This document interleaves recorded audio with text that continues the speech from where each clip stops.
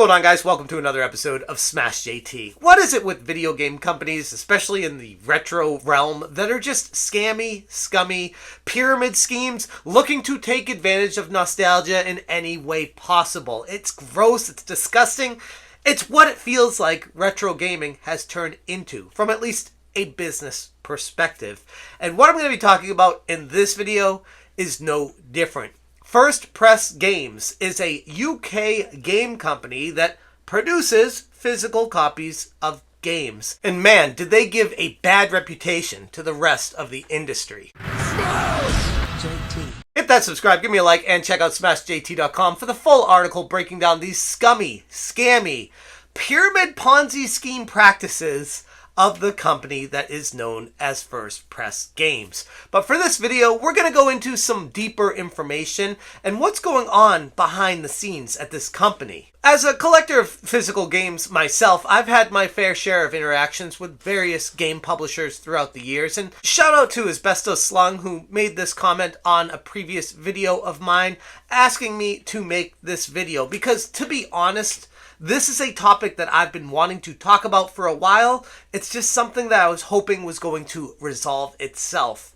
And clearly, it hasn't. It's only gotten worse. According to their website, First Press Games is based in Germany, and they specialize in physical publications of digital games, soundtracks, and merchandise of our licenses, with the main focus on releases for Sony PlayStation 4 and Nintendo Switch in limited batches. For most game publications, they offer special and standard editions, but no matter which one you get, we always guarantee to deliver full DRM-free games with professional packaging and an in-depth manual. Which sounds great on the surface. You would think that this was just like premium edition games, or hell, even limited run games, which I've had my issues with. But no, they take it to a step deeper into nefarious territories where it seems as though it's a small company trying to make it, pretending that they're a bigger company out there where they don't really have the money to do what they promise. So what do they end up doing? Creating these orders, these pre-orders for these games without being able to financially create them, and then signing more contracts with other game companies, getting more pre-order money from that, and then getting enough money to finally make the money previously on the orders for the original one, if they even get to that. Which some people would say sounds like a Ponzi scheme where they're requiring more income from future events to pay for the present ones. And right there is a red flag warning to all collectors or anyone in the game industry looking to buy from this company. If they aren't able to get the money from the future to pay for the present, the company goes under. And right now, there are some serious allegations being levied at them from some customers saying just that. Rico on Twitter said, "I don't know why any video game studio would want to collab with First Press Games. Little to no communications, comments turned off on socials is an instant red flag. Horrible customer service. This will be the first and last time I buy a physical game from First Press." And I dove a lot deeper into this. I checked out the Reddit pages. It wasn't just one or two people being limited to their anger and frustrations with how they were handling their orders. This penetrates the entire game collection community, especially over in the UK. The delays in shipping products are excessively long, often stretching over multiple years. For instance, many gamers are still waiting on games they ordered as far back as 2020. We're now in 2024, getting close to halfway through that. We're approaching the 5-year mark from when people first pre-ordered a game from them and still have not received anything. Anyone's excitement of receiving their new game from this company has long been overshadowed by frustration due to their delays. And it's not isolated incidents. This seems to be a recurring theme with many of their products. I'm not going to say their name, but I do know one of the developers personally who signed on with First Press Games, and they told me their nightmare story of how handling the game with them has gone, the delays, the accidents, the mistakes, the problems, the excuses, everything you could possibly think of under the sun as to why their game has not been printed yet.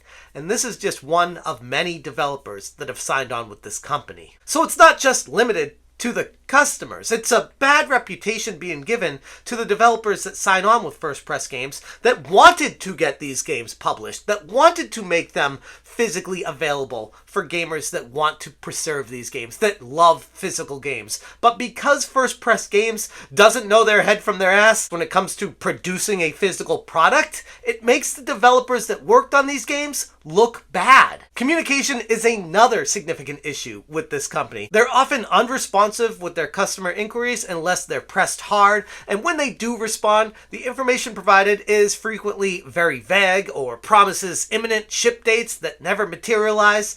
The lack of transparency is not only annoying to customers, but also extremely unprofessional and damages the trust of the relationship between not just the developers and the games being produced, but the customers that want to buy these games from First Press Games. The heavy hitter from First Press Games is clearly Chained Echoes. That's a game that is along the lines of one of my all-time favorite, Chrono Trigger. It's a fantastic RPG, and tons of people out there, including myself, were very interested in a physical copy of this game, especially for Nintendo Switch.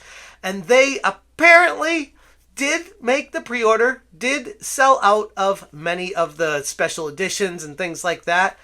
And then no one really got anything. People were still waiting for a very long time until First Press Games went to Twitter and showed actual images saying proof of these being produced. They're trying. They're just really dumb. They have no idea what they're doing, and they're taking pre-order money without knowing how to produce a physical game. Daniel Onemark on Twitter said, "I definitely learned this lesson the hard way with First Press Games. On my third year waiting for a physical Blazing Rangers cartridge now.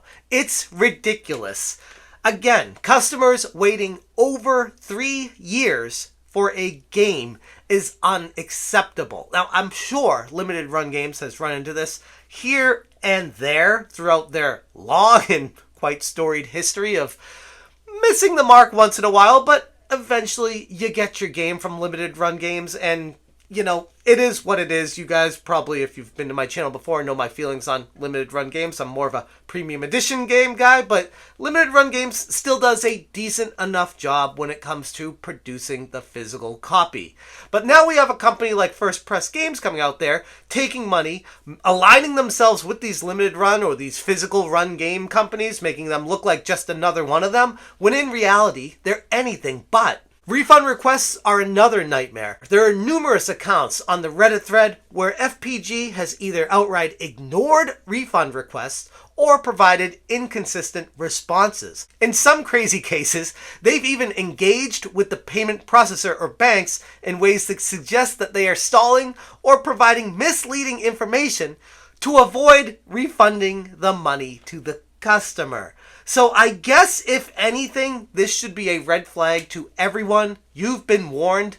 Do not buy a game from First Press Games. They have proven themselves to not just not know what they're doing, but also be really shady when it comes to giving money back to people when they want their refunds and having any kind of explanations as to when the games are even going to be coming out in the first place. The operational model at First Press Games suggests that the funds that they're making from new pre-orders may be being used to fulfill earlier outstanding orders, which is a risky approach reminiscent of a Ponzi scheme, where the inflow from new customers is critical to managing commitments to previous customers. And that kind of model in business is completely unsustainable. If they have a couple misdirections, misguided mishaps, or they have a couple failures of games in the future where they're trying to get money from and they don't get that money, it could collapse the entire model of their business. And given everything that I've done between talking to the developers, working with First Press Games, speaking to customers, dealing with the problems at First Press Games, and all the information and the news and the resources and the Reddit threads of how frustrated the customers at First Press Games are, I can only say, avoid this company like the plague. They are precisely what's wrong with gaming today. The video game industry looks to take advantage of customers in any way possible sometimes, and this is one of those cases where it just hurts to witness this happening in real time. And I'm all for a small business starting up and doing their best. But at the end of the day, if they can't even produce the product like they promised with the developer that they signed the deal with, and then they lie to the customers afterwards about what the situation is and what's going on and the development time between all of these delays, it's just not worth getting into. And ultimately, I would say, could be ending up as a scam. That's how I feel about First Press Games. You've been warned. Let me know in the comments if you guys have ever purchased a game from First Press Games and what your experience has been like with them. Again, check out smashjt.com for the full article, resources, and links. Thank you so much for watching, and as always, you stay smashing. Smash